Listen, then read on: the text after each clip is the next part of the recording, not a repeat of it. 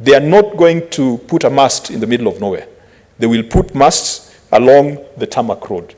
And so if you're going to expect someone in a far-flung corner of West Pokot to entirely rely on technology that sometimes requires a 5G internet connectivity to make an application for a license, that person will be in a position of unfairness as compared to the person who is in Nairobi, which is flooded with technology and flooded with connectivity.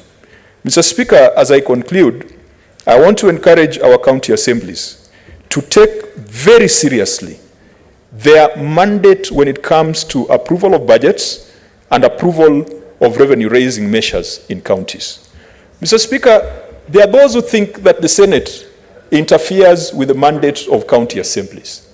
There are those who think that even the interrogations we make of financial statements and reports of the Auditor General is something that should be done by county assemblies.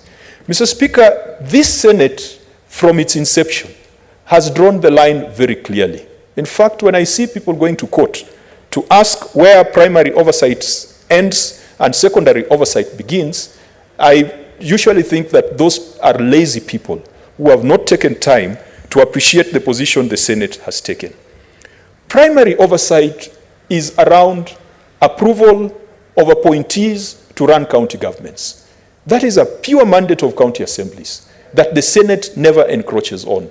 The Senate only comes in when it comes to impeachment of the governor and the deputy governor. Otherwise, the persons responsible for running our county governments are appointed or are vetted by members of county assembly.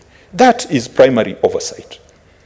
Primary oversight is in approving budgets, the CIDPs, the ADPs, the county fiscal strategy papers, the appropriations, and the finance bills in county assemblies.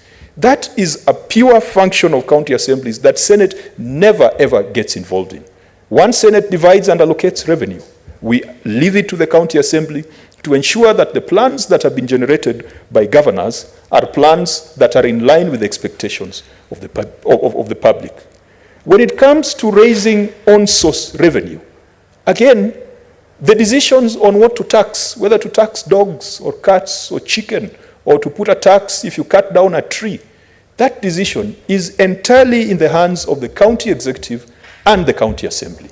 The Senate never encroaches on it.